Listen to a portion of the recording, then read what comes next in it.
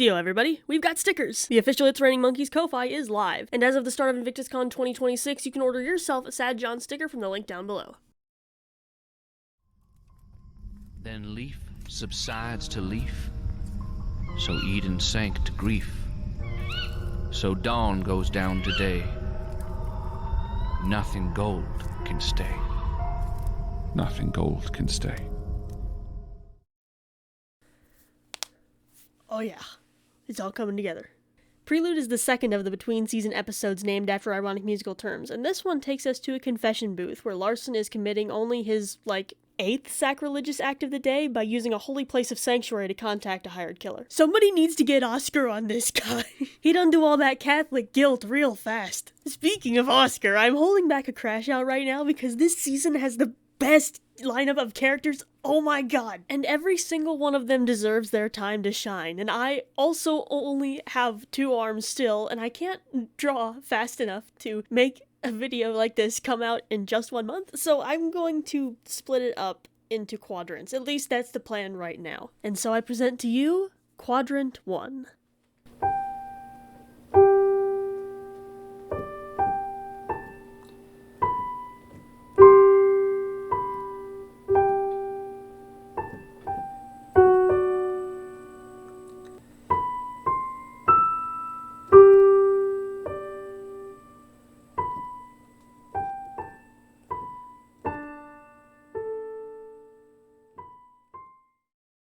After experiencing the hellscape that was Addison and not even being on this plane of existence for 3 months give or take, Arthur is so happy to get back to modern conveniences, such as trains, running water, and haircuts. Oh, this is fine. This is fine. I wasn't that emotionally attached to it anyway. John, meanwhile, suggests that they should go see a movie, chillax a bit, take some downtime. He's right behind me, isn't he? I will be the first one to admit I was very concerned getting into the start of this season. Namely because the only kind of horror I especially subscribe to and really actually enjoy is cosmic horror, and I thought the introduction of a slasher-type villain into this cosmic horror story might make me lose interest, which I did not want to happen. However, our boy Dennis Collins is not a villain. He's an antagonist. So when the first thing Dennis Collins did was outsmart Arthur Paranoid Lester, who just got done besting gods and monsters at their own game, he became one of my favorites. Arthur and John only escape him by decoupling the caboose of the train, and I am pleased to announce that his fancy-schmancy haircut lasted all of 4 minutes. Arthur, knowing that the newest member of their 1,000 enemies will probably be looking for anything with both his fake name and his real name, which also lasted all of 4 minutes by the way, pays for a hotel room that he intends to leave vacant on purpose in order to throw Collins off the trail. Now tasked with finding a new place to stay, Arthur uses yet another fake name to rent a room from a kindly old woman named Marie. And fortunately, John can attest that this house is very, very normal. Arthur, we can't sleep here. Don't worry, John, I'm sure it's nothing. No, Arthur, there is a visible aura of darkness around this building. I am telling you, we cannot sleep here. It's just a bit of black mold. It is the 30s after all. Alright, here are your keys. Just make sure you don't go in that room with the dark aura around it. Arthur, of course not. We would never betray your trust. Freakish otherworldly auras be damned. Arthur, you dumb fuck. In a twist no one could have possibly seen coming, Arthur wakes up in the middle of the night to hear John talking nonsense about how something in the corner of the ceiling is watching them, and apparently that just soothes him right back to sleep. Because when he wakes up, he's having a prophetic dream about his shame surrounding Pharaoh and is also being tortured by a minor deity. This thing calls itself Mr. Scratch, and also calls Arthur its favorite. God, if he's your favorite, what do you do to your least favorite? It's so sad in the parts of this episode where you can start to hear John a little bit, but then he gets drowned back out again. Anyway, when Arthur wakes up for real, guess what room he's in? The woman Arthur just untied is Hattie, Marie's sister, who is currently possessed by Mr. Scratch. While Mr. Scratch goes off presumably to frolic and eat more people's nightmares, Arthur and John hide in the walls and get a little bit more lore about the situation. They figure out someone definitely died doing a ritual back here, but more than that, when Marie discovers Hattie is gone, she discusses it with the local father. where it's revealed that her husband Albert was once possessed by Mr. Scratch, but he didn't handle it as well, so she kind of had to murder him, and the father helped her hide the body. But all Mr. Scratch really had to do to circumvent that was possess someone else, so now he's possessing Hattie, but Hattie seems to have a better handle on it, whatever that means, so it can only come out when she's asleep. Why is Marie renting out this house? Anyway, Marie bullies the father into helping her further so there's no more collective blood on their hands, which is so mean. He's just a little guy. And when he leaves and Arthur emerges from the walls, he offers his services as a private detective, in the most underhanded bastard way possible, but it works. Now on the case, Arthur is directed by Marie to the church where the father is, and we learn his name is Oscar! The first thing he does when he gets there is bullies him about his alcoholism. But he plays good cop at the right time and now has his help. After their slightly threatening conversation, Arthur tells Oscar to call him when he finds out anything. But the number he gives him is not for Marie's. It's for... Are you sure there's not a dark aura around this house, John? Arthur, go inside. The fact that out of all the horrors Arthur has gone through in these last couple of seasons, the thing that makes him hesitate the most is speaking to his father. What follows is a rather emotionally loaded conversation about both of their shortcomings, and by that I mean it's just Daniel pointing out everything that's wrong with Arthur. John actually gets proper pissed about this, which is so wholesome. Anyway, wow, Arthur atoned with the father. I sure hope nothing bad happens to him. Oh my god. You know what? Daniel getting shot was a fine sacrifice to make, because episode 35 is... God, it's peak. I adore the implication that all of the music we hear throughout Malevolent is because of the music that's in Arthur's head, and then when we switch perspectives, it's entirely different music because we're in someone else's head. Oh my god, that's so cool! Collins gets Daniel pretty good and then gives chase to Arthur and John. We learn later on that John is having trouble navigating throughout this episode because he keeps forgetting where they are. You shouldn't worry about that plot point yet, but it's because of that Arthur gets shot in the shoulder just a little bit. Eventually, after a brief run-in with several other people and a couple of racist cops he had to murder, Collins gets Arthur down in the boiler room where he plans on doing the exact same thing to him, but a little bit longer because Larson paid extra. I'm not so sure what kind of energy we've created in the studio today, but I do know I love the dynamic regardless of how the fandom interprets it. I also know that both the people Arthur has called a good boy or good dog this time has ended up corrupted by an otherworldly influence in a fate worse than death scenario. So, correlation or causation? But I'm not interested in what people are shipping these days. No. We've seen The Butcher before. Or at least, I have. Oh my god, a campaign segment? In a RAF video? That's just fucking insane! You really thought I could get through all the lore in this season without adding in the lore from the campaigns it originally came from? Do you even know me? Now I've put together this timeline purposefully on my own without the help of anyone from the Patreon exclusive sections of the server and without any of the materials on the Patreon that Harlan has elaborated on, because you can take my subscription from my cold dead hands. So anything I get inaccurate is completely my own fault, but I also have a notebook's worth of notes from watching each of these campaigns at least 2 or 3 times, so I think I've got it. The Witch's Mark is chronologically the second major campaign in the lineup, with the first one being the first Call of Cthulhu campaign and the third one being the second Call of Cthulhu campaign. You with me so far? The Witch's Mark campaign follows the player characters Elijah Strong and Teddy Kane, who you might recognize from episode 1 of Malevolent when Arthur talks about who he took over the lease of 13 Mosby Avenue from. Whoever is leasing that building needs to stop renting it out to seasoned private eyes and the partners they plucked off the street after a tragic and harrowing event in their lives. Collins correctly recounts that the case he was involved in with them was a total circus. He was hired by a man named Andrew Christian, who was definitely under Azathoth's influence, to kill and retrieve a briefcase from another man named Michael Higgins. Inside that briefcase was a white stone, but we don't need to talk about that right now. Anyway, then someone else hires Collins to kidnap Christian's daughter, which is when Eli and Ted are called to the scene by Christian himself. Eventually they find her in an apartment that Collins has rigged with an honest-to-God bomb, because now Collins has been hired by Christian to kill his daughter, but she escaped the apartment where she was being held, so I guess he left the bomb as a present for the detectives? Which poor Teddy, who's been failing his sanity rolls all night, rolls the Cthulhu equivalent of a Nat 1 on trying to disarm, so it does explode. Thanks to all that noise, Collins kidnaps them and then interrogates them on where the girl might be, even though they were kind of hoping he knew. Now's perhaps a good time to mention that the design of Collins between The Witch's Mark and Malevolent changed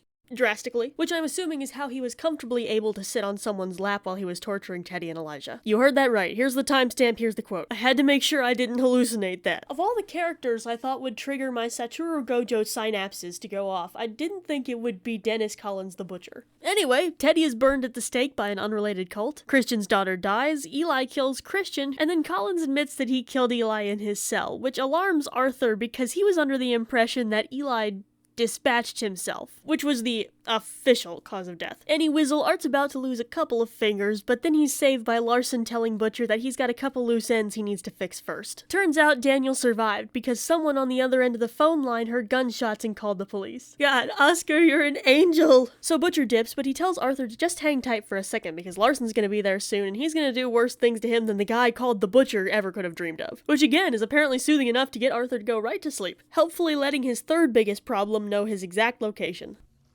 My favorite. When he wakes up, Mr. Scratch offers them a deal. It will free Arthur from the chair in exchange for Arthur finding it a new body. Arthur's desperate enough to get away from Larson that he agrees almost immediately, despite John's protest. And before they know it, they're at the hospital where they're met with Oscar and a mysterious new face. Afternoon. How are you? Good. You? I'm golden.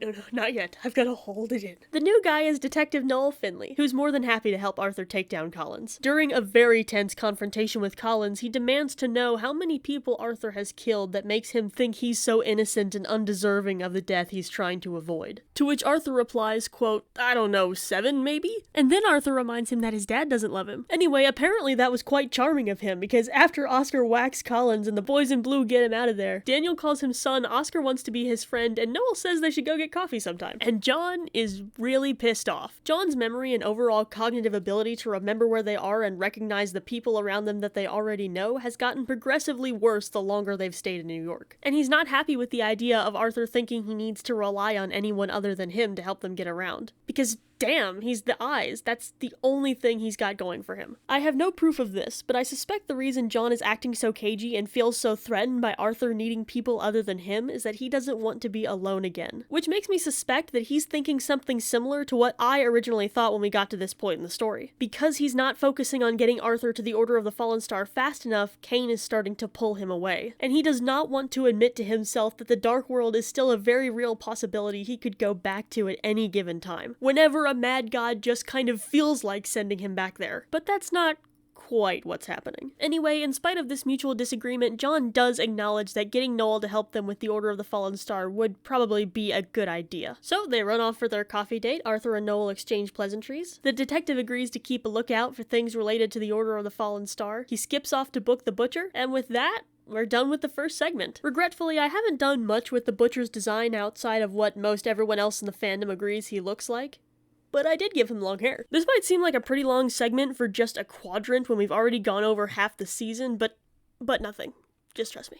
Well, no one saw this coming. I've decided to start recording my design segments after I've actually finished drawing the frames for the video, as opposed to doing the audio first and then drawing the frames over it, because I come up with a surprising amount of stuff on the fly for all of these characters. And you know what they say, the most fun things happen between the cracks of a grand design. I just haven't done it before because I'm not so sure I won't get caught in a loop of the cracks between the grand design. Entry 1, The Butcher, frame 25.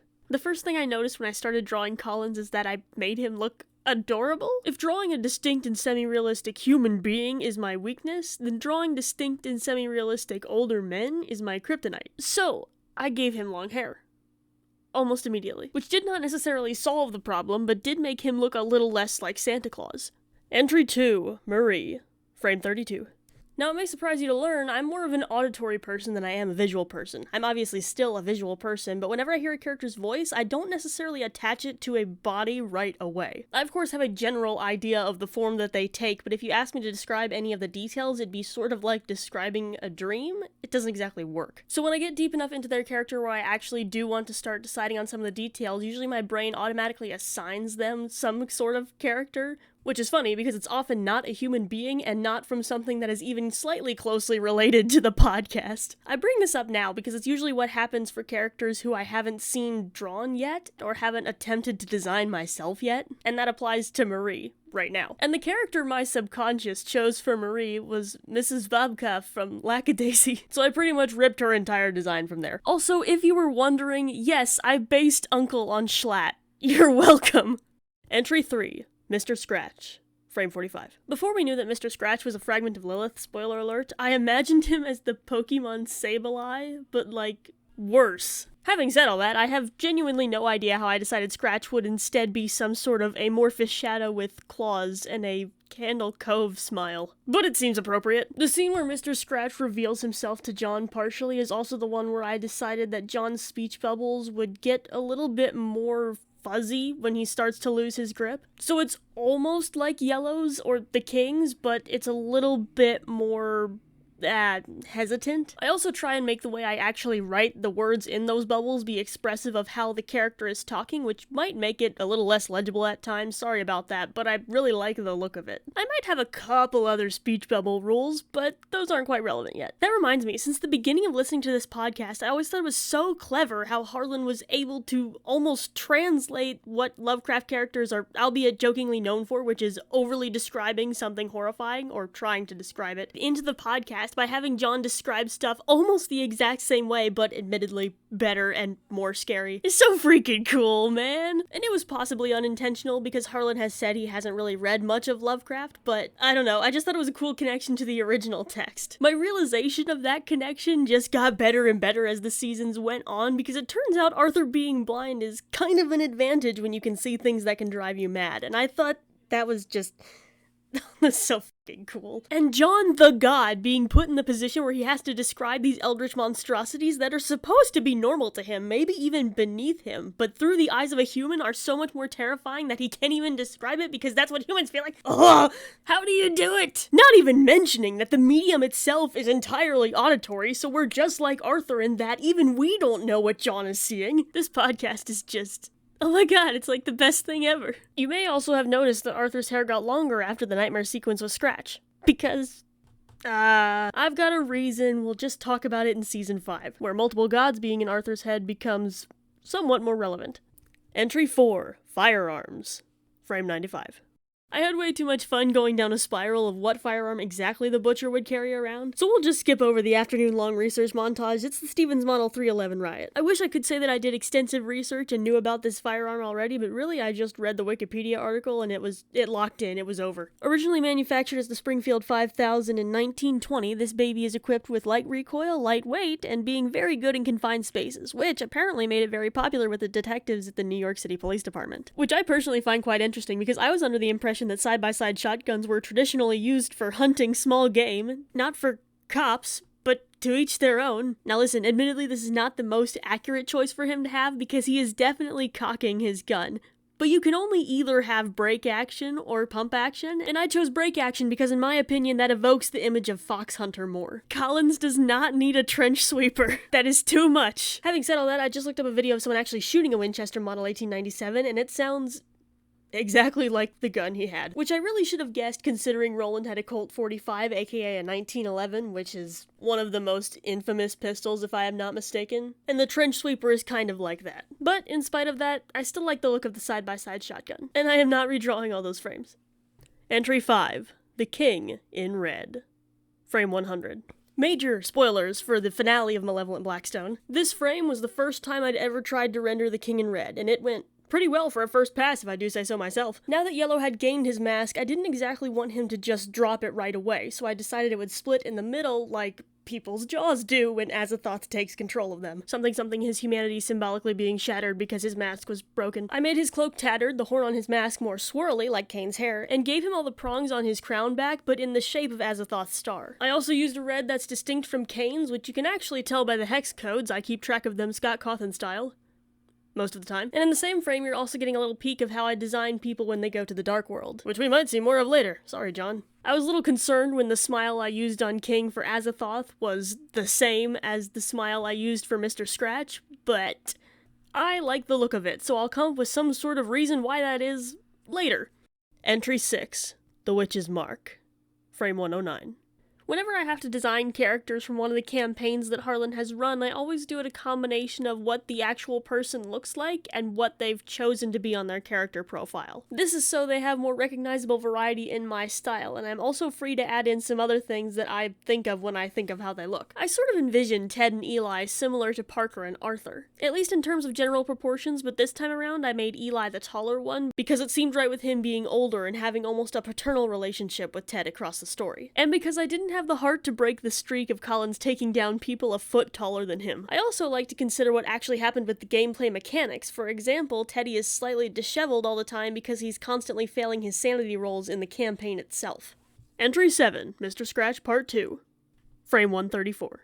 This video will be so easy. I'll spend less time on frames and everything will be, oh my god, Raph Try Not to Hatch challenge. For Mr. Scratch in this frame, I thought the deal making would bring out some of Lilith's influence, spoiler alert, so I spent 7 hours on one frame. In my defense, I was listening to Hosier. I was in the zone with the creatures of the night. This less blobby version of Mr. Scratch obviously has some Walks in Shadows influences because it's fun to do the hair thing. I thought the rippling pattern in its form would allude itself nicely to the rippling patterns in the windows. I'm not sure if it's Mr. Scratch who is doing that, but considering it's also part of the lantern that led them through the Dreamlands, I imagine it's something dream adjacent and therefore appropriate for the design. More than ripples, there are also swirls, and I suppose this is a good time to talk about that because it's not exactly a secret that I'm using swirls to represent the Great Old Ones and their influence. Most notably, you can see this in my Kane's hair, in the King and Yellow and John's tendrils, and in my post-episode 58 version of Arthur, as well as in Mr. Scratch's hand tentacle things in his little blob form, as well as some other places, if you're looking. You can also see it in some of my Magnus Archive stuff, where when John taps into the Beholding, his hair gets swirly like that when it floats. I also, credit where credit is due,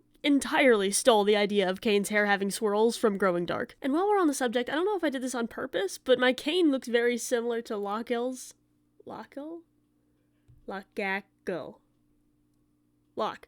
It looks similar to their Kane, even though I'm pretty sure I didn't largely engage with the fandom until after I had done my designs at the beginning of Season 3. I just wanted to mention that because it's been weighing on my soul. There's more, don't worry, we'll go over that after Season 4. I am well aware that my designs are nowhere near the most original. Anyway, this Mr. Scratch is obviously looking a little bit more like my design for Lilith, which we will see next time. Also, for those of you astute viewers who are paying attention, yes, Arthur's hair got just a little bit longer again, and his stubble is back. Because my control over myself is so elite that I waited at least a couple of episodes before I started making him look homeless again. And finally, you may have noticed that there were some characters introduced in this video that I did not elaborate on the design of, which was intentional because look at how long this video already is. I hope that it's become abundantly clear in our time together that you do not need to worry about me not talking about something. Don't you worry, we've got 2 more campaigns to get through after this one. And apparently a series 2 and 3 and 4. My life is over. I fucking sold my soul to Harlan Guthrie. And the fandom. So here are some shoutouts. Thank you so much to Merrick's Moon, Llama Crow, Pockets, Ajax, Autumn Doodles, Luna Maria, Dino Boy, Milk, Potato Lord, Mewy, Rabbit and Cheese, and Tina for agreeing to do an art trade with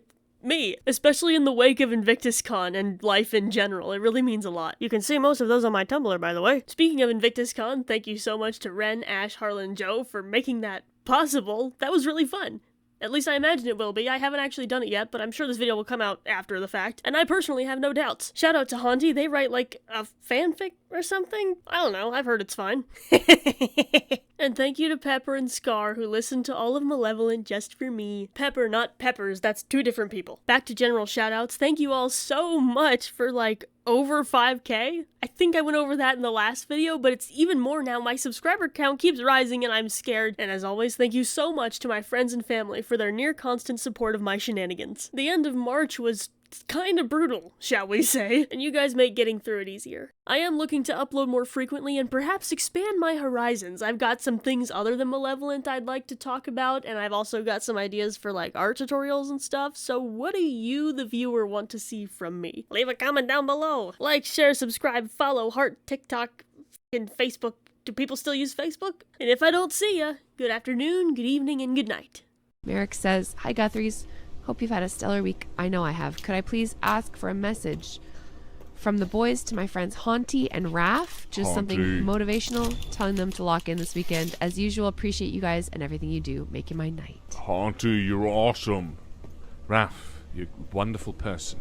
Don't listen to what all of them say about you. Just kidding. I'm just kidding. Everyone loves you. Every once in a while, I always worry that there's something going on, but don't worry.